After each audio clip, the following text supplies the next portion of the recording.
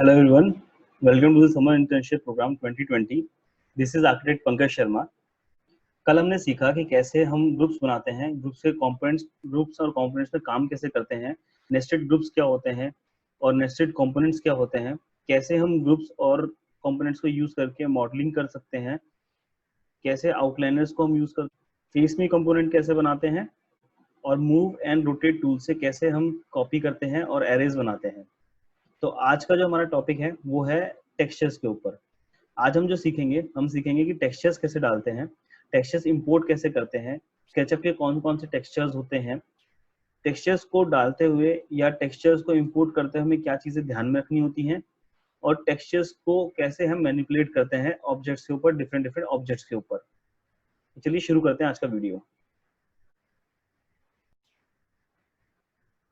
तो आज का वीडियो हम शुरू करने से पहले एक जो क्वेरी थी उसका हम आंसर कर लेते हैं। क्वेरी ये थी कि हम दो सेक्शंस को एक साथ कैसे एक्टिवेट कर सकते हैं अपने मॉडल में। तो जैसे कि आप देखेंगे, अगर मैं कोई एक मॉडल लेता हूं, जैसे कि हमने जो पहले एक मॉडल डाउनलोड किया था, मैं उसको ओपन कर लेता हूं। मैं यहाँ ओपन पे क्लिक करूंगा और जो मेरा मॉडल था हाउस वाला, मैं उसको ओपन कर लूंगा। ये मुझे पुराने वाले जो मॉडल था उसको सेव करने के लिए पूछ रहा है, तो मैं उसको नो कर दूंगा, मुझे वो सेव नहीं करना है।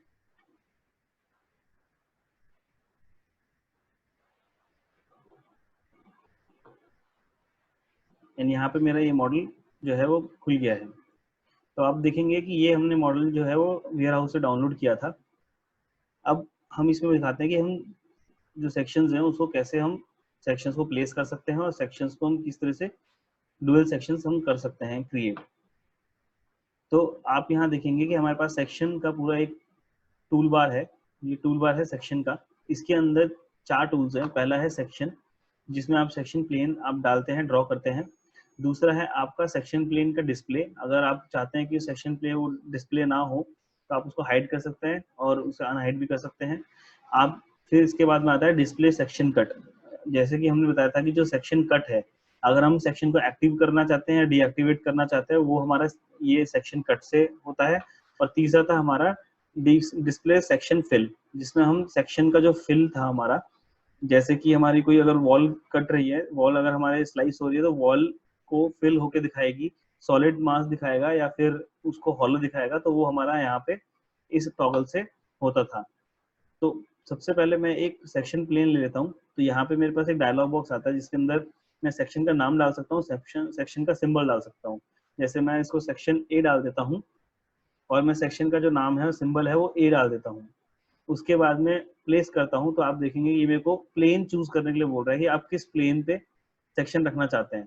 तो या तो आप डायरेक्टली इसको आप एक्सिस पे रख के, जैसे कि मैं किसी भी एक एक्सिस पे रख के इसको प्लेस कर सकता हूँ एक्सेस वाइज, या फिर मैं इसको किसी भी मॉडल के सरफेस पे रख के वहां से मैं इसको प्लेस कर सकता हूँ। आप इसमें देखेंगे कि अगर मैं इस प्लेन में करता हूँ तो ये मेरे ग्रीन एक्सिस में है, तो ये ग्रीन एक्सिस पे मेरा टिल्ट हो गया है। मैं इसको अगर इधर लेके आता हूँ तो ये मेरे रेड एक्सिस में पैरेलल है, तो ये रेड एक्सिस पे टिल्ट हो गया है।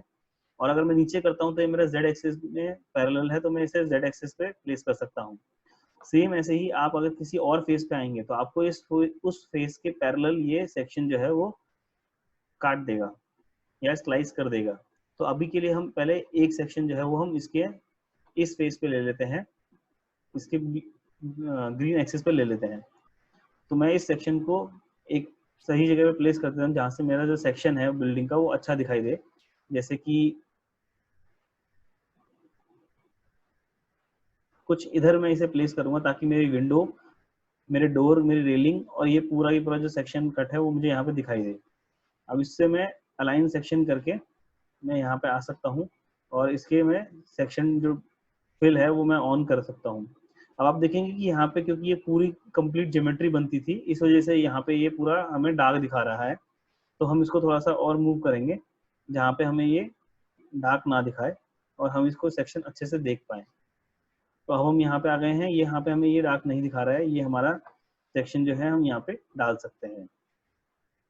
इसके बाद में हम क्या करेंगे कि अब हमें, जैसे कि हमने कल बात की थी nested groups and nested components की, तो अभी जो हमारे एक पूरा की पूरा है वो एक अलग अलग पार्ट्स में है, ये एक पूरा ग्रुप नहीं है। तो हम इसको सारा सिलेक्ट करके और इसे हम ग्रुप बना लेंगे। मैंने यहाँ पे जी प्रेस करके इसे एक ग्रुप बना लिया है। अब मेरा ये ग्रुप बन गया है। तो आप देखेंगे कि इसका ग्रुप बनाते ही इसका जो सेक्शन है वो मेरा पूरा फिल होने लगा है। ये जो आपका इशू आ रहा है, जैसे कि अभी मैं इसमें देख रहा हूँ इस मॉडल के अंदर, वो मेरे को ये पूरा की पूरा फिल दिखाता है। ये फिल मेरे को इसलिए दिखा रहा है क्योंकि यहाँ पे आपका जो ग्रुप है, क्योंकि इस जगह पे जो मॉडल है उस मॉडल में जो सबसे बड़ी कमी है वो ये है कि इसमें मॉडलिंग जो है वो ग्रुप्स और कंपोनेंट बेसिस नहीं की गई है। अगर आप group and component basis modelling नहीं करेंगे तो आपके जो पूरा मॉडल है वो उसको एक एंटिटी लेगा, और एंटिटी लेने के बाद में जितनी भी आपको एक क्लोज सरफेस उसे मिलेगी सेक्शन में, वो क्लोज सरफेस को पूरा वो डार्क दिखा देगा, जैसे कि यहाँ पर। तो अब मैं इसको, ये मेरा हो गया एक सेक्शन। अगर मेरे को यहाँ पे दूसरा एक और सेक्शन प्लेस करना है, जैसे कि मुझे बिल्डिंग को इस साइड से भी देखना है, तो वो कैसे करते हैं? तो उसका एक तरीका है कि मैं उसे यहाँ से इस सेक्शन को प्लेस कर दूंगा और इसको मैं यहाँ से मूव कर सकता हूँ। इस विंडो से यहाँ पे कट कट दिखाते हुए यहाँ पे मैं इसे प्लेस कर देता हूँ। अब मैं इसको भी अलाइन कर सकता हूँ। और ये आप देखेंगे कि अगर जब हम मॉडल स्पेस में काम कर रहे हैं तो हमारा कोई एक सेक्शन ही यहाँ पे एक्टिवेट हो सकता है। या तो मैं इसको एक्टिवेट करूंगा तो ये वाला ऑटोमेटिकली डिफॉल्ट बंद हो जाएगा, और अगर मैं इसको एक्टिवेट करूंगा तो ये मेरा ये वाला जो है ऑटोमेटिकली डिफॉल्ट बंद हो जाएगा। तो अगर हमें दोनों सेक्शंस को एक्टिवेट करना है और हमें कुछ ऐसा व्यू चाहिए जिसमें हमें दोनों चीजें करते हुए दिखाई दें, तो वो कैसे करते हैं? तो उसके लिए आप इस सेक्शन को सिलेक्ट कीजिए, कोई सी भी एक सेक्शन जो आपको अंदर चाहिए, जो आपको सेकेंडरी चाहिए। ये तो हो गया हमारा फर्स्ट, ये हो गया हमारा सेकंड। तो मैं सेकेंडरी जो सेक्शन है हमारा, उसको मैं कंट्रोल एक्स करके कट कर लेता हूँ।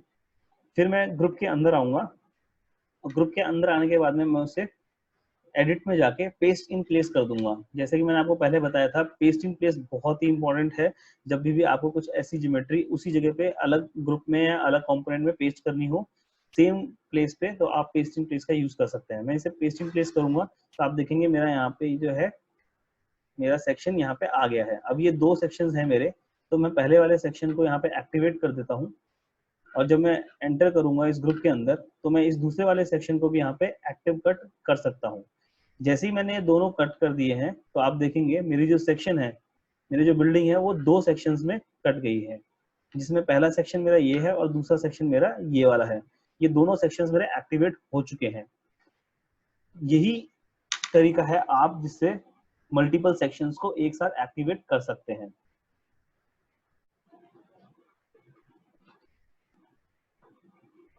अब इस चीज को दिखाने के लिए, इस चीज को और अच्छे से बताने के लिए मैं एक सिंपलर मॉडल ले लेता हूँ। मान लीजिए कोई एक क्यूब ले लेते हैं, उस क्यूब से हम इन सारे सेक्शंस की देखेंगे।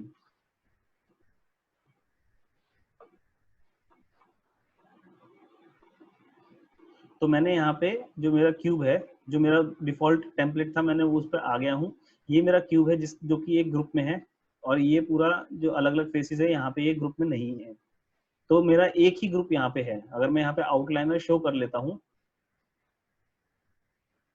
अगर मैं आउटलाइनर यहाँ पे शो कर लेता हूँ तो आप देखेंगे कि ये जो एक ग्रुप है मेरा यही है। तो इस ग्रुप को मैं नाम दे दूंगा यहाँ पे रीनेम करके 1।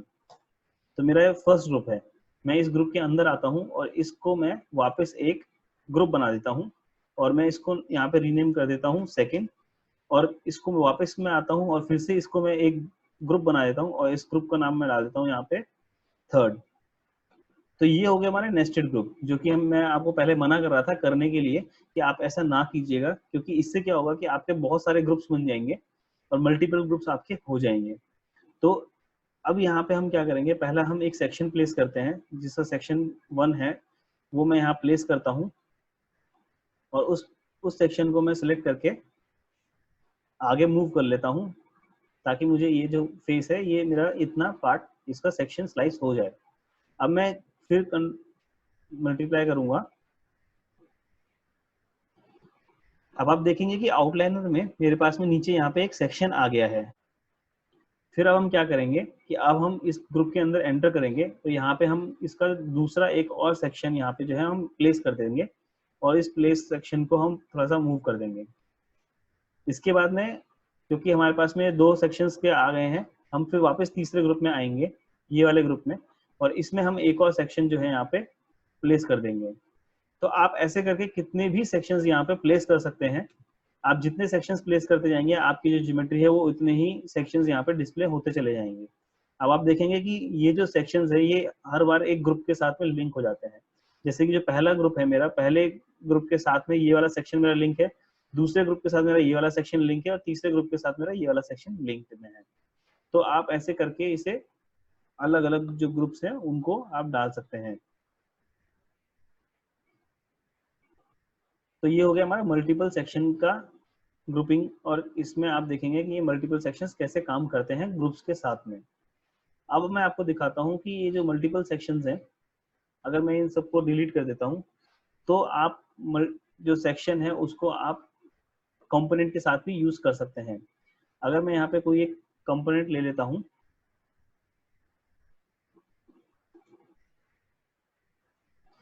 मैंने यहाँ पे एक कंपोनेंट बना लिया है, इसका मैं कोई भी नाम एक दे देता हूँ, और इसको मैं अगर मल्टीप्लाई कर देता हूँ, कॉपी कर लेता हूँ काफी सारे, तो आप देखेंगे जब मैं एक सेक्शन, एक ग्रुप में अगर मैं कोई सेक्शन प्लेस करता हूँ तो वो मेरे जितने भी ग्रुप्स हैं, जितने भी कंपोनेंट्स हैं, उन सब में मेरा वो सेक्शन जो है वो आ जाएगा। क्योंकि ये इंस्टेंस बेस्ड है, इसलिए आप देखेंगे कि ये जो सेक्शन है वो सेम नाम का हर एक मेरे कंपोनेंट के साथ में आ गया है, इसकी डेफिनेशन के साथ में ही आ गया है। अगर मैं बाहर कोई अगर सेक्शन डालता हूँ, इस कंपोनेंट के बाहर डालता हूँ, तो वो मेरा जो बाहर सेक्शन आएगा वो सिर्फ और सिर्फ इस कंपोनेंट का ही होगा, इस पूरे ब्लॉक का नहीं होगा। तो this is the way that you can present your things. आप ऐसे सेक्शंस को यूज करके भी काफी अपना जो प्रेजेंटेशन है, स्किल्स हैं, उनको आप बहुत अच्छा कर सकते हैं, और आप उससे काफी अच्छी अच्छी ड्राइंग्स जो है वो निकाल सकते हैं। इसका एक बहुत अच्छा एग्जाम्पल मैं आपको अभी दिखाता हूँ। तो जैसा कि देखेंगे आप, मैंने यहाँ पे एक ग्रुप बना लिया है। ये जो मेरा पूरा ग्रुप है ये एक वॉल ग्रुप है, इसके अंदर मैंने अलग अलग लेयर्स दिखाई हैं एक वॉल की। तो आप देखेंगे कि ये है तो पूरा की पूरा एक बड़ा ग्रुप, लेकिन मैंने इसमें अलग अलग सेक्शंस किए हुए हैं अलग अलग वॉल लेयर्स को दिखाने के लिए। जैसे कि आप इस टाइप पे आएंगे तो जैसे पहली मेरी है ब्रिक वॉल। जैसे ब्रिक वॉल जो मेरी है वो मेरी ये वाली वॉल है, जो बीच में सेक्शन है, बीच में जो वॉल है वो, और इसमें मैंने ये सेक्शन जो है वो डाला हुआ है। तो अगर मैं इस सेक्शन को ऑफ कर देता हूँ, एक्टिव कट से हटा देता हूँ, और मैं वॉल ऑन कर देता हूँ, तो आप देखेंगे कि मैंने जो वॉल है ये पूरी बनाई थी, लेकिन जो मेरे सेक्शन है वो मैंने सिर्फ इसको ब्रिक वॉल जितना ही दिखाया था, ताकि मैं इसमें इजीली दिखा सकूं। तो ऐसे करके मैंने इन सारे जितने भी ग्रुप्स हैं, इन सब ग्रुप्स के अंदर मैंने अलग अलग सेक्शंस मार्क किए हुए हैं। मैंने सिर्फ पेंट लेयर जो लास्ट वाली है, इस लेयर पे मैंने कोई सेक्शन मार्क नहीं किया है, क्योंकि वो और सेल्फ अंडरस्टूड है, वो लास्ट लेयर है, तो इसलिए उसमें करने की जरूरत नहीं थी। और इसमें आप देखेंगे प्लास्टर की जो मेरी लेयर है उस पर भी मैंने एक सेक्शन किया है, और टाइल्स का मैंने जो सब पूरा कंपोनेंट बनाया था, क्योंकि टाइल मेरी बार बार रिपीट हो रही है और टाइल सारी की सारी एक जैसी होंगी, तो आपको अगर फ्यूचर में कभी कोई अगर इसमें मटेरियल चेंज करना है या इसको अलग करना है, तो आपको इसको बार बार चेंज करना पड़ेगा। अगर आप ग्रुप में करेंगे तो हर एक टाइल को चेंज करना पड़ेगा। इसलिए हम जो टाइल है उसको हम एक कंपोनेंट में बनाया है, और कंपोनेंट बनाने के बाद में जो उसका पूरा एक ग्रुप बना लिया है, जिससे कि मैं उस ग्रुप को भी सेक्शन कर सकता हूं। तो आप देखेंगे मैंने वो ग्रुप भी सेक्शन कर लिया है। तो इस टाइप के जो मॉडल होते हैं, आप इस तरह के जो डिटेल्स है वो भी आप इसमें जनरेट कर सकते हैं। अब क्योंकि मेरा ये पूरा एक अलग सेक्शन है, ये अलग, क्योंकि अब मेरा ये पूरा एक अलग ग्रुप है, तो इस पूरे ग्रुप को भी मैं एक सेक्शन और डाल के पूरा सेक्शन कर सकता हूँ, और मैं इसको सेक्शन स्लाइस दिखा सकता हूँ इसके ऊपर से भी। तो आप देखेंगे कि मैंने जितने भी सेक्शन इसमें डाले हैं सब अलग अलग ग्रुप्स में हैं, और सारे के सारे एक्टिव हैं, क्योंकि हमने एक्टिव सेक्शन का जो कलर था वो ऑरेंज लिया हुआ था। इस तरह से आप इसमें मल्टीपल सेक्शंस बना सकते हैं, आप इसमें इन्फिनिटी तक जा सकते हैं। पर आपको जो आउटलाइनर है, आपका जो वर्क फ्लो है, आपको उसको बिल्कुल प्रॉपर रखना पड़ेगा। आपको पूरा की पूरा मैनेजमेंट रखना पड़ेगा अपने ग्रुप्स का और अपने कंपोनेंट्स का। जितना अच्छा आप अपने ग्रुप्स और कंपोनेंट्स का मैनेजमेंट रख पाएंगे, उतना ही अच्छा आपका ये मॉडल जो है वो बनेगा, और इजी टू यूज होगा, कन्वीनियंट होगा आपको बाद में चेंजेस करने के लिए। तो ये था हमारा एक डाउट। जो कि मल्टीपल सेक्शंस को लेके था, और कल ये ग्रुप्स एंड कंपोनेंट्स में रह भी गया था, तो आज हमने इसे क्लियर कर लिया है, हमने ये कंप्लीट कर लिया है। अब हम बात करेंगे टेक्सचरिंग की, कि हमने टेक्सचर्स कैसे प्लेस करते हैं और टेक्सचर मटेरियल टेक्सचर्स हम कैसे कैसे डालते हैं। तो मैं इसी ग्रुप के अंदर आपको सारे टेक्सचरिंग बता देता हूँ कैसे करते हैं। अभी मैं सारे सेक्शंस यहाँ से डिलीट कर देता हूँ, मुझे इन सेक्शंस की जरूरत नहीं है फॉर द टाइम बीइंग।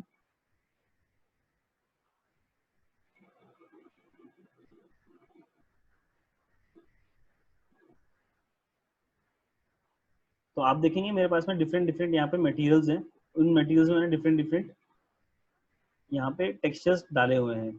अब ये टेक्सचर्स कैसे डालते हैं, तो इसके लिए सबसे पहले मैं इसको एक्सप्लोड कर दूंगा, इस पूरे ग्रुप को, और जो मुझे नहीं चाहिए मैं उनको डिलीट कर देता हूँ लेयर्स को।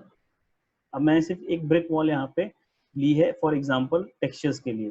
तो ये जो टेक्सचर्स है, आपको टेक्सचर्स कहाँ से मिलेंगे? टेक्सचर्स या मटेरियल्स जो हैं आपको हमेशा मटेरियल्स टैब में मिलते हैं। आप इसमें आप जब ऑन करेंगे इस मटेरियल टैब को, तो आप देखेंगे कि इसमें ये सारे जो हैं ये मटेरियल्स आपके अलग अलग कैटेगरी में यहाँ पे डिवाइडेड है। जिसमें पहला है आपका इन मॉडल, तो मैंने जितने भी मॉडल में अभी टेक्सचर्स यूज किए हैं वो सारे मॉडल्स मेरे यहाँ पे आ जाएंगे, वो सारे टेक्सचर्स मेरे यहाँ पे आ जाएंगे। तो इनको हटाने के लिए हम जो पहले करते थे, मॉडल इन्फो में जाके स्टैटिस्टिक्स और उसको पर्च कर देते थे, तो जो भी हमारे अब यूज हो रहे हैं सिर्फ वही मॉडल हमारे पास टेक्सचर्स यहाँ पर है। आप एक चीज और नोट कीजिएगा, हमारे पास में अभी जो पूरे मॉडल में टेक्सचर है वो सिर्फ एक ब्रिक का टेक्सचर है, लेकिन यहाँ पे जो मटेरियल मेरा एक दिखा रहा है, टाइल का मटेरियल एक्स्ट्रा दिखा रहा है, वो इसलिए क्योंकि मैंने जो टाइल का मटेरियल था वो सिलेक्ट किया हुआ था। तो जो सिलेक्टेड मटेरियल होता है वो भी यहाँ पे पर्ज नहीं होता है, आपको कोई एक ऐसा मटेरियल सिलेक्ट करना होगा जो ऑलरेडी हमारे मॉडल में है, तब जाके आपका जो टाइल का है वो पर्ज हो जाएगा। अब ये पर्ज हो गया है, तो अब हमारे पास में सिर्फ इस पूरे मॉडल में एक ही मटेरियल है। इसके बाद में आता है हमारा मटेरियल्स में आपका 3D printing, asphalt, brick cladding, carpet, ये डिफरेंट टाइप्स ऑफ मटेरियल है, आप इसमें एक्सप्लोर कर सकते हैं। 3D प्रिंटिंग के लिए अगर कोई मटेरियल है वो एसफॉल्ट कंक्रीट है, वो आप जितने चाहें उसमें आप सारे मटेरियल्स आप चेक करके इसमें सब देख सकते हैं। अब जैसे कि मुझे कोई एक मटेरियल यहाँ अप्लाई करना है, तो उसके लिए क्या करना होगा? उसके लिए मैं यहाँ से वो मटेरियल सिलेक्ट करूंगा। आप जैसे ही मटेरियल सिलेक्ट करेंगे, आपका जो पेंट बकेट टूल है वो आपका एक्टिवेट हो जाएगा। आप उसको एक्टिवेट करने के बाद में अगर मेरा कोई ग्रुप है तो मैं उस ग्रुप के ऊपर से भी उसके अंदर डाल सकता हूँ, लेकिन उसमें आप देखेंगे कोई इफेक्ट नहीं हुआ, क्योंकि मैंने हर एक फेस को अलग कलर दे रखा है, अलग मटेरियल दे रखा है। इसी में अगर मैंने ग्रुप के ऊपर से कोई कलर डाला है, तो वो जो ग्रुप है वो कलर जो वो मटेरियल है वो उस पूरे ग्रुप का हो जाएगा। और इसमें मैं अगर कोई भी और अदर ज्योमेट्री बनाता हूँ, तो आप देखेंगे कि वो जो भी मैंने मटेरियल वहां पे सिलेक्ट किया था, जो ग्रुप में डाला था, वो मेरी जो ज्योमेट्री में बनाऊंगा वो ऑटोमेटिकली बाय डिफॉल्ट उस मटेरियल को ले लेगी और वही मटेरियल वहां पे बनेगा। तो कई बार क्या इश्यू आता है कि आपका जो मटेरियल है आपको अगर वो इस वॉल पे लगाना है, तो आप उसको कैसे करते हैं?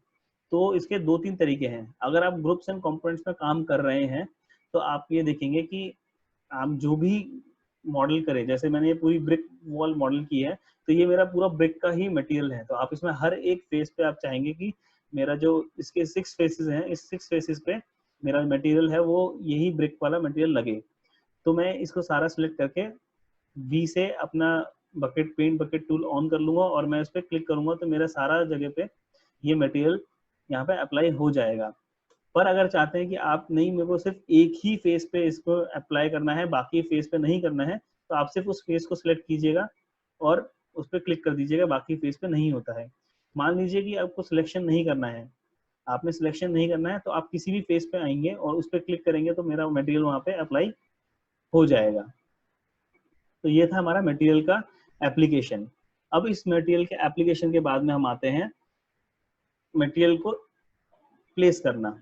अगर मान लीजिए मैं इस पे कोई और मटेरियल यहाँ पर डालना चाहता हूँ, जो कि मैं खुद का मटेरियल है मेरा, या फिर मेरा कोई ऐसा टेक्सचर है जो मुझे इस पर डालना है, जो मेरे को इस मटेरियल लाइब्रेरी में नहीं मिलेगा। जैसे कि अगर हम वुड में आते हैं, तो हमारे पास में यहाँ पे आप देखेंगे वुड के जो टेक्सचर्स है वो इतने अच्छे नहीं है, वो बहुत ही ब्लरी है, और वो कभी भी है ना हमें इतना अच्छा जो रेंडरिंग टेक्सचर है, रेंडरिंग इफेक्ट है, वो नहीं दे पाते हैं। तो उसके लिए आप गूगल पे जाएं, गूगल पे कोई भी आपको टेक्सचर जो पसंद आ रहा है, आप सीमलेस टेक्सचर सर्च करके वहां से डाउनलोड करें। मैं आपको शो करता हूँ कैसे करना है। तो आप देखेंगे मैंने गूगल में सिर्फ टाइप किया, सर्च किया सीमलेस वुड टेक्सचर, तो मेरे पास में यहाँ पे वुड के बहुत सारे टेक्सचर्स आ गए हैं।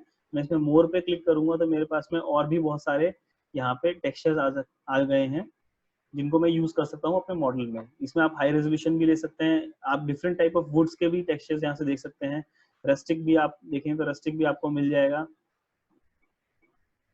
और ये सब कुछ, ये जितने भी आप टेक्सचर्स हैं इनमें से मोस्ट ऑफ द फ्री होते हैं, फ्री ऑफ कॉस्ट आपको मिलेंगे। फिर आप इन टेक्सचर्स पे देखेंगे तो आपको यहाँ पे नीचे रेजोल्यूशन मिलता है। आप उस रेजोल्यूशन की इमेजेस को यहाँ से डाउनलोड कर सकते हैं, हाई रेजोल्यूशन भी डाउनलोड कर सकते हैं। और जैसे कि मैं यहाँ पे इसे डेस्कटॉप पे अभी के लिए प्लेस कर लेता हूँ, तो मेरे पास में डेस्कटॉप में ये सेव हो गया है। अब इसको हम कैसे इंपोर्ट करेंगे स्केचअप में और उसको कैसे हम प्लेस करेंगे, अब आज अभी वो देखते हैं। तो मैं आ गया हूँ मैं अपने स्केचअप मॉडल के अंदर। अभी के लिए मैं इस ग्रुप को जो है एक्सप्लोर कर देता हूँ, क्योंकि मुझे इस ग्रुप की जरूरत नहीं है, मुझे सिर्फ टेक्सचर प्लेसिंग करनी है। तो ये जो मेरी फेस है, मेरे यहाँ पे ये फेस आ गई है। आप देखेंगे कि जब भी आपके पास में आपको मटेरियल डालना है तो आपके पास में आप वो फेस सिलेक्टेबल होनी चाहिए। अगर आप ग्रुप पे ऊपर मटेरियल डालने की कोशिश करेंगे, जैसे कि अगर मैं इसको ग्रुप बना लेता हूँ और इस पे अगर मैं कोई मटेरियल डालने की कोशिश करूंगा बाहर से इंपोर्ट करने की, तो वो इसके ऊपर नहीं होगा। उसके लिए आपको जो है ग्रुप के या तो अंदर जाके उसको मटेरियल डालना होगा, या फिर आप बाहर से ही किसी भी फेस पे, आपका फेस सिलेक्टेबल होना चाहिए। अगर आप फेस सिलेक्ट कर पा रहे हैं तो आप उसमें मटेरियल जो है वो इजीली डाल पाएंगे। अब हम इसमें आते हैं फाइल मेन्यू में इंपोर्ट सेक्शन में। जब आप इंपोर्ट पे क्लिक करेंगे तो आप यहाँ पे देखेंगे कि आपका एक डायलॉग बॉक्स खुल जाता है। इस डायलॉग बॉक्स में आप देखेंगे कि यहाँ पे बहुत सारे ऑप्शंस आते हैं नीचे। इन सारे ऑप्शंस में आप देखेंगे इंपोर्ट, आप अलग अलग टाइप की फाइल्स यहाँ पे कर सकते हैं। आप 3D मॉडल स्केचअप का भी इंपोर्ट कर सकते हैं, आप 3ds मैक्स का मॉडल इंपोर्ट कर सकते हैं, आप कोलोडा फाइल इंपोर्ट कर सकते हैं अपने स्केचअप के अंदर, आप ऑटोकैड फाइल भी इंपोर्ट कर सकते हैं। ऐसे आप काफी सारे यहाँ पे कर सकते हैं। हमें जो भी करना है, हमें वो जेपेग फाइल जो है वो इंपोर्ट करनी है, क्योंकि हमने वो जेपेग डाउनलोड की थी। अब जेपेग फाइल को इंपोर्ट करने के 3 तरीके हैं। पहला है इमेज, दूसरा है टेक्सचर और तीसरा है न्यू मैच्ड फोटो। तो इसमें क्या होगा कि आप अगर इमेज पे क्लिक करते हैं तो ये जो आपकी इमेज आएगी ये एज अ इमेज एंटिटी आएगी। तो इसको आप प्लेस कर सकते हैं, लेकिन ये मटेरियल की तरह आप यूज नहीं कर पाएंगे। ये सिर्फ एक इमेज रहेगी जो सिर्फ उतने ही एरिया के लिए होगी जितना आप उसको सेलेक्ट करके रखते हैं। ये बेटर तब होता है जब आपको कोई पेंटिंग्स लगानी हो या आपको वॉल डिटेल्स लगाने हो। वॉल डिटेल्स का मतलब होता है कि जैसे वॉल के ऊपर अगर कोई ग्राफिटी शो करनी हो तो उसके लिए आप इमेज पे जा सकते हैं। टेक्सचर पे आप अगर जाते हैं तो आप टेक्सचर से भी सेम चीज कर सकते हैं, लेकिन टेक्सचर में आपको और भी चीजें मिल जाती है। आपको टेक्सचर्स के एडिटिंग कैपेबिलिटीज मिल जाती हैं। आप वहां पे टेक्सचर एडिट कर सकते हैं, अपने हिसाब से स्केल कर सकते हैं, उसको आप रैप कर सकते हैं और अलग अलग ऑब्जेक्ट्स में एक ही टेक्सचर आप अलग अलग जगह डाल सकते हैं। इमेज में आपका सिर्फ एक एंटिटी आती है, टेक्सचर में आपका टेक्सचर बन जाता है, जिसकी वजह से आप उसको अलग अलग ऑब्जेक्ट्स में डाल सकते हैं। और न्यू फोटो मैच में आपको, जैसे मैंने पहले बताया था कि हम ये एडवांस में पढ़ेंगे कि इस फोटो मैच में किस तरह से हम जो एक फोटो होती है साइड फोटो या आपके ऑन ग्राउंड फोटो को हम मॉडल के पीछे लगा सकते हैं, ताकि मॉडल को हम इमर्सिव दिखा सकें, ऑन रियल ग्राउंड सिचुएशन पे हम उसे शो कर सकें। तो ये हम आपको बाद में बताएंगे। तो मैं अभी टेक्सचर से इसको सिलेक्ट कर लेता हूँ और टेक्सचर मेरा जो ऑप्शन है उसको सिलेक्ट करने के बाद में इसे इंपोर्ट कर लेता हूँ। जैसे ही मैं इंपोर्ट करता हूँ तो आप देखेंगे कि मैं किसी भी बाहर अगर एरिया पे आता हूँ तो यहाँ पे मेरा क्रॉस का साइन आता है। दैट मीन्स मैं इसको बाहर कहीं पे अप्लाई नहीं कर सकता हूँ। लेकिन मैं जिस फेस पे आता हूँ, अगर सिलेक्टेबल फेस है मेरा, तो उस पर मेरे को ये पेंट बकेट का जो साइन है वो मिल जाता है और इसमें मैं यहाँ पे प्लेस कर सकता हूँ। अब इसको, ये जो पॉइंट है ये आपका पिन पॉइंट है जहाँ से आप टेक्सचर प्लेस करना चाहते हैं। अगर मुझे इस फेस पे टेक्सचर प्लेस करना है तो मैं इसे यहाँ रख के इस फेस पे टेक्सचर प्लेस कर सकता हूँ। अगर मुझे इस फेस पे टेक्सचर प्लेस करना है तो मैं इसको इस फेस पे रख के भी टेक्सचर प्लेस कर सकता हूँ। तो आइए इस पे पहले इस पे टेक्सचर प्लेस करके, अब मैंने एक बार क्लिक किया उस पॉइंट पे, तो उस पॉइंट से अब मैं इसे स्केल कर सकता हूँ जितना भी बड़ा मुझे टेक्सचर चाहिए। अगर मुझे टेक्सचर आधा चाहिए तो मैं इसे आधे पे क्लिक करके छोड़ दूंगा, तो आप देखेंगे कि वो टेक्सचर जो है मेरा वो टाइल में कन्वर्ट हो गया है और वो मल्टीपल टाइल्स से मेरा पूरी वॉल पे यहाँ पे लग गया है और इसका क्वालिटी जो है वो पहले से बेटर है। जो स्केचअप के इनबिल्ट मटेरियल है उनसे बेटर है, तो आप उसको इस तरह से यूज कर सकते हैं। अब इस टेक्सचर को आप चाहते हैं कि इसकी बाकी जगह पे भी लगे, तो उसके लिए हम इसको आई ड्रॉपर टूल से सिलेक्ट करेंगे। अगर आपको कोई भी टेक्सचर सिलेक्ट करना है पूरे स्केचअप मॉडल में, तो ये जो आई ड्रॉपर टूल है, सैंपल पेंट जिसको कहते हैं, आप इससे सिलेक्ट करके इसको लेके आ सकते हैं और फिर आप इससे वो टेक्सचर सिलेक्ट कर सकते हैं। और जैसे आप उस पर क्लिक करके सिलेक्ट कर लेंगे तो आपका जो टूल है वो पेंट बकेट टूल में कन्वर्ट हो जाएगा, और आपको फिर किसी भी एजेस पे अगर डालना है तो आप उस एजेस पे क्लिक करके वो जो टेक्सचर है वो आप अप्लाई कर सकते हैं। तो ये था हमारा टेक्सचर एप्लीकेशन का। अब आता है हमारा टेक्सचर मैनिपुलेशन का। तो टेक्सचर मैनिपुलेट करने के लिए कैसे करते हैं वो आप आपको बताते हैं। मान लीजिए मेरे पास में कोई एक ब्लॉक है, इस ब्लॉक को मैं एक ग्रुप बना लेता हूँ। अब मुझे इसके ऊपर वुडन का टेक्सचर लगाना है। तो जैसे कि आप देखेंगे यहाँ पे कोई वुडन का मेरा टेक्सचर जो है वो इतना अच्छा नहीं है। तो मान लीजिए मुझे इसे सॉलिड वुड दिखाना है, तो सॉलिड वुड दिखाने के लिए आप इसमें कोई भी सॉलिड वुड का एक टेक्सचर ले लेंगे। मैंने 2 टेक्सचर यहाँ पे आप पहले डाउनलोड कर रखे हैं, तो मैं आपको वो दिखा देता हूँ। आप देखेंगे मैंने यहाँ पे एक टेक्सचर यहाँ पे ऑलरेडी डाउनलोड कर रखा है, उसको मैं यहाँ प्लेस कर देता हूँ। अब ये मेरा जो टेक्सचर है यहाँ पे ये आ गया है, इसको मैं सिलेक्ट करके और बाकी जगह पे यहाँ पे डाल देता हूँ। अब इसमें आप एक चीज नोट करेंगे, तो ये जो सॉलिड वुड ब्लॉक है उसमें आपको जो सॉलिड वुड है वो इस तरह से यूवी मैपिंग कर देता है कि वो लगे कि ये जो सॉलिड वुड है वो कटा हुआ है। लेकिन आप देखेंगे कहीं जगह पे ये चीज मैच नहीं करती है। जैसे कि ये इस फेस से तो मैच कर रही है, लेकिन ये इस फेस से मैच नहीं कर रही है, या फिर ये इस वाली फेस से मैच नहीं कर रही है। तो उस चीज को हम क्या करेंगे, तो उसके लिए मैं पहले एक और बॉक्स यहाँ पे बना लूंगा और इस पूरे को मैं स्केचअप का ही कोई एक टेक्सचर दे देता हूँ। अब आप इसमें देखेंगे कि मेरा ये जो टेक्सचर है ये इधर तो मैपिंग अच्छी हो गई है, यहाँ पे मेरे सारे ग्रीन्स मैच कर रहे हैं, लेकिन ऊपर यहाँ पे जो है वो फ्रंट वाले से ग्रीन मैच नहीं कर रहे हैं।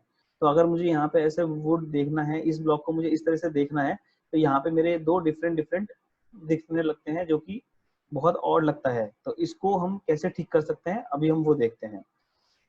तो इसको ठीक करने के लिए सबसे पहले जो हम है, तो इसको ठीक करने के लिए हम उस फेस को सिलेक्ट करेंगे जो जो हमें टेक्सचर ठीक करना है। उसके बाद हम राइट क्लिक करके टेक्सचर पे जाते हैं और इसको पोजीशन टेक्सचर पे हम इसे क्लिक करते हैं। पोजीशन टेक्सचर से क्या होता है कि आपका जो टेक्सचर है आप उसको मैनिपुलेट कर सकते हैं अपने बॉक्स के ऊपर या अपने ज्योमेट्री के ऊपर। इसको आप स्केल कर सकते हैं और स्केल आउट कर सकते हैं। तो इसमें 4 पॉइंट्स होते हैं। पहला होता है आपका मूव टूल, जिससे आप मूव करके किसी एक पॉइंट पे इसे ड्रैग कर सकते हैं। दूसरा आता है आपका स्केल टूल, जिससे आप स्केल करके इसे बड़ा या छोटा कर सकते हैं या इसे रोटेट कर सकते हैं अकॉर्डिंग टू योर नीड। फिर तीसरा आता है आपका स्क्यू टूल, जो आपको स्क्यू करने में हेल्प करता है। अगर आपका कोई जो ऑब्जेक्ट है वो, अगर आपका कोई जो ऑब्जेक्ट है वो टेपर्ड है या उसको डिफ्रेंशिएट करना हो तो। और फिर आता है आपका ये ड्रैग पेन, जो कि आपको ड्रैग करके स्ट्रेच करने में हेल्प करता है जो आपका टेक्सचर है उसको। तो मैंने जैसे इसको ड्रैग करके और ये सेट कर लिया है ऊपर वाले पे। अब मैं इसे राइट क्लिक करके डन करूंगा तो आप देखेंगे कि ये मेरा टेक्सचर है वो ऐसा आ गया है। अभी ये जो टेक्सचर है ये इससे अभी कोरिलेट नहीं कर रहा है, क्योंकि हमने इसके क्या है ग्रेन्स को चेंज किया है, हमने इसके टेक्सचर की साइज चेंज की है। तो जब भी आप ऐसा कुछ करें तो आप कोशिश ये करें कि आप उसको वापस सेलेक्ट करें और उसको बाकी फेसेस पे डालें। तो आप जैसे ही उन बाकी फेसेस पे डालेंगे तो आप देखेंगे कि वो जो टेक्सचर है वो साइजेस जो है मेरा टेक्सचर का वो चेंज हुआ है, वो यहाँ पे ऑटोमेटिक चेंज हो जाएगा। अब क्योंकि हमने इस फेस के लिए यहाँ पे चेंज किया था और टेक्सचर में जो ग्रेन्स थी वो हमारी वो हॉरिजॉन्टल थी, तो जो वो हॉरिजॉन्टल ग्रेन्स है वो हमारे यहाँ से साइड से नीचे आते हुए हमें दिख रही हैं, जो कि हमें यहाँ से नहीं दिखेंगी। तो ये आपको व्यू के अकॉर्डिंग सेट करना होगा कि आपको ग्रेन्स कैसे दिखाने हैं या आपके टेक्सचर मैपिंग जो है वो किस तरह से होगी, आपको वो अपने व्यू के हिसाब से यहाँ पे सेट करना होगा। इसके बाद में हम आते हैं हमारे तीसरे ऑप्शन पे, जो कि है प्रोजेक्टेड टेक्सचर ऑप्शन। तो प्रोजेक्टेड टेक्सचर क्या करता है कि मान लीजिए हमारे पास में कोई कर्व सरफेस है, मैं इस कर्व सरफेस को यहाँ पे बना लेता हूँ और इस कर्व सरफेस की मैं कोई एक डायमेंशन ले लेता हूँ। हम इसको इस कर्व सरफेस की जो लाइंस हैं हम उसको ऑफसेट कर सकते हैं ऑफसेट टूल से, सारी लाइंस को सिलेक्ट करके, और जो एंड है हम उनको ज्वाइन करके यहाँ पे एक फेस बना सकते हैं। और अगर हमारा फेस बन गया तो हम इसे पुश पुल करके इसको हम फेस को स्मूथ भी कर सकते हैं। अब मैंने इसको ट्रिपल क्लिक करके आप देखेंगे मैंने यहाँ पे इसे स्मूथ कर लिया है, स्मूथ मेरा हो गया है।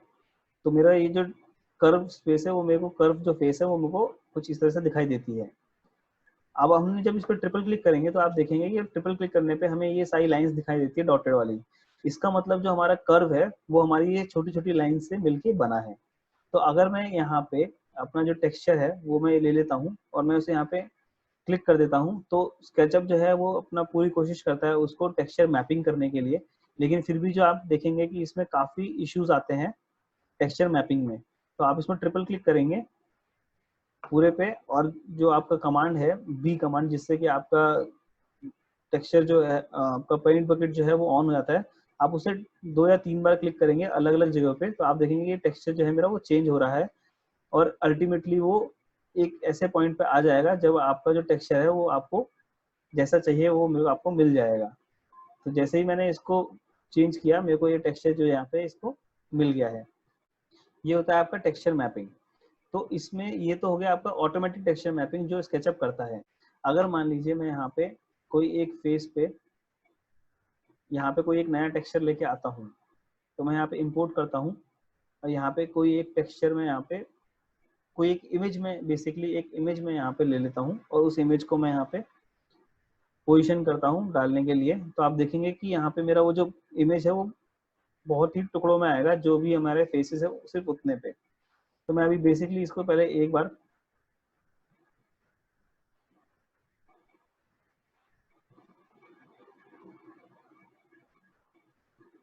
अब आप देखेंगे कि मेरा ये जो टेक्सचर है बहुत ही हैवी टेक्सचर है, क्योंकि ये 4K इमेज है, इसलिए मेरी ये जो इतना टाइम ले रही है। मैंने यहाँ पे इसे एक फेस पे सिलेक्ट कर लिया है। अब मैं इसको सैंपल करके इसको बाकी की जो इमेज है इस बाकी की फेस पे सिलेक्ट कर लेता हूँ। तो आप देखेंगे जैसे जैसे मैं सिलेक्ट करता जाऊँगा ये मेरा ऑटोमेटिकली टेक्सचर जो है वो इस पे आता जाएगा। अब एक और इसमें जो आता है वो आता है हमारा टेक्सचर मैनिपुलेशन का।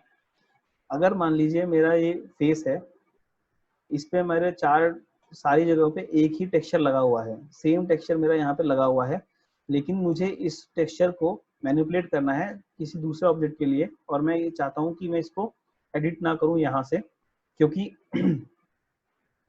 क्योंकि अगर मैं इसको इस टेक्सचर को यहाँ पे सिलेक्ट करके और एडिट में जाके इसको मैनिपुलेट करता हूँ, इसके कलर को मैनिपुलेट करता हूँ, या इसके जो साइज है उसको मैं मैनिपुलेट करता हूँ, ट्रांसपेरेंसी को मैनिपुलेट करता हूँ, तो यहाँ पे मेरे को जो जहाँ जहाँ ये टेक्सचर लगा हुआ है वो सारी जगह पे ये टेक्सचर जो है वो मैनिपुलेट होगा। बट आई वांट कि मैं सिर्फ इस फेस को छोड़ के बाकी जो मेरा टेक्सचर है उसको मैं करूँ, लेकिन मेरा टेक्सचर सेम रहे। तो उसके लिए आपका क्या करना क्या है, इसको राइट क्लिक करके मेक यूनिक टेक्सचर बना देना है। जैसे ही आप इसे मेक यूनिक टेक्सचर बनाएंगे तो आप देखेंगे कि मेरा ये टेक्सचर और ये टेक्सचर दोनों अलग है। आप जैसे इसको करेंगे तो ये मेरे दोनों टेक्सचर जो है वो अलग अलग हो जाएंगे। अब इन टेक्सचर्स को आप अलग कर लिया है, तो अब मैं जैसे ही एक टेक्सचर सेलेक्ट करके इसको मैनिपुलेट करूंगा तो मेरा जो अलग जो टेक्सचर था वो जो बना था वो मैनिपुलेट नहीं होगा, मेरा जो दूसरा टेक्सचर था जो पहले से था सिर्फ वही मैनिपुलेट होगा। तो मैं पहले वाले जो मैंने मैनिपुलेट किया, जो एक्स्ट्रा टेक्सचर बनाया है मैंने, उसको मैं यहाँ से अलग से मैनिपुलेट कर सकता हूँ। सेम टेक्सचर को मैं यहाँ पे दो अलग अलग तरीके से यूज कर सकता हूँ। तो ये था मेरा मैनिपुलेशन ऑफ टेक्सचर्स। अब आप देखेंगे कि इसमें हमने बात की टेक्सचर्स की ओपेसिटी की, और टेक्सचर्स को कैसे मैनिपुलेट करते हैं, टेक्सचर्स को हम कैसे इंपोर्ट करते हैं और उनको कैसे यूज करते हैं।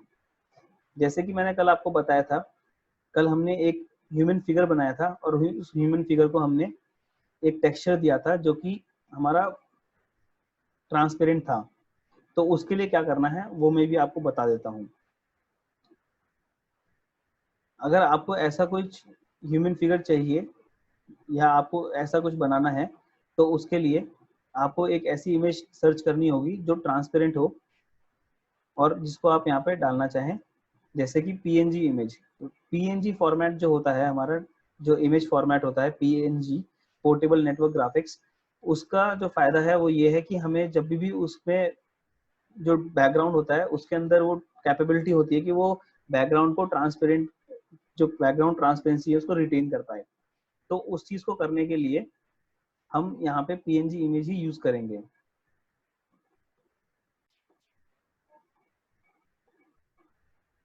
तो मैंने यहाँ पे एक पीएनजी इमेज डाउनलोड कर ली है, मैं उसको इंपोर्ट कर लेता हूँ। आप देखेंगे कि मेरा जो डेस्कटॉप पे मैंने जो इमेज डाउनलोड किया वो दिखाएगा नहीं, क्योंकि मैंने यहाँ पे जो जेपेग है वो सिलेक्ट किया हुआ है। इसको मैं पीएनजी में सिलेक्ट कर लेता हूँ और मैं आप देखेंगे यहाँ पे मैंने एक जो इमेज डाउनलोड की है ट्री की, वो मेरी यहाँ पे आ गई है। इसको मैं इंपोर्ट करता हूँ और इंपोर्ट करने के बाद में मैं इसको इस पे टेक्सचर पे यहाँ प्लेस कर देता हूँ अकॉर्डिंग टू माई स्केल। जैसे ही मैं स्केल से अकॉर्डिंग आप अपने टेक्सचर को यहाँ पे प्लेस करूँगा, आप देखेंगे कि क्योंकि मेरा टेक्सचर जो है वो थोड़ा बड़ा है, जो फेस मेरा है वो थोड़ा बड़ा है, तो मैं इसको छोटा कर लूँगा और इसको मैं पूरा एक ग्रुप बना लूँगा। अब जो मेरा ये ट्री है वो मेरा ट्रांसपेरेंट हो गया है, क्योंकि मैंने जो इसमें यहाँ पे टेक्सचर यूज़ किया है वो मेरा पीएनजी टेक्सचर यूज़ किया है। अब इसमें पीछे की साइड में, क्योंकि मेरा बैक फेस अभी भी यहाँ पे ब्लैंक है, मैंने बैक फेस पे ये पेंट नहीं डाला था, तो मैं इस बैक फेस पे भी ये कलर जो है वो डाल देता हूँ। आप देखेंगे जैसे ही मैं बैक फेस पे कलर डाल देता हूँ तो ये दोनों साइड मेरा जो कलर है वो आ गया है, ट्रांसपेरेंसी दोनों साइड मेरे को मिल जाएगी। ये तरीका है आपका कोई भी इमेज ऐसे बनाने का जो जिसको आप ट्रांसपेरेंट दिखाना चाहें और इसको आप इसमें यहाँ पे जो है डाल सकते हैं। अब जो इसकी एजेस हैं उनको मैं यहाँ से हाइड कर लूँगा, तो मेरा जो ट्री है वो मुझे यहाँ पे मिल गया है। आप वेयर हाउस में चेक करेंगे आपको ऐसे ट्रीज बहुत सारे मिलेंगे जो 2D होते हैं और उनको आप कर सकते हैं। तो मेरा ये जो कंपोनेंट है इसको मैं हमेशा, इसको मैं एक फेस में कंपोनेंट बना सकता हूँ इस ग्रुप को, और मैं इसको हमेशा एक कैमरे के सामने फेस करता हुआ दिखा सकता हूँ। तो मेरा ये हमेशा एक ऐसा फील देगा कि मैंने ये कैमरे पे इसे सेव किया हुआ है। आप कभी भी अगर ऐसा कोई कंपोनेंट बनाएं तो आप हमेशा याद रखें कि उसको मैक्सिमम टाइम हो सके तो उसको आप ओरिजिन पे रखें, या उसका जो ओरिजिन है वो आप सेम रखें, तो इजीली आपका जो है वो रोटेशन हो जाएगा।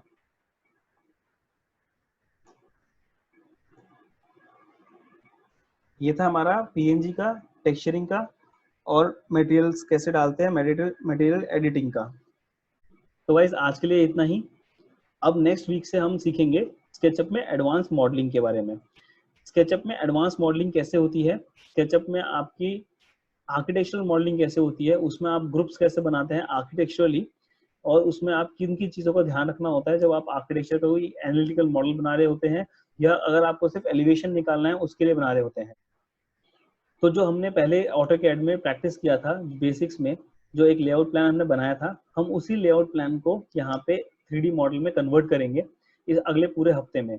और उसको कन्वर्ट करते हुए हम आपको एक एक चीज़ बताएंगे कि किस तरह से आप एक पूरा की पूरा 3D मॉडल बना सकते हैं एक वेल प्लान्ड तरीके से। तो आज के लिए इतना ही। Thank you.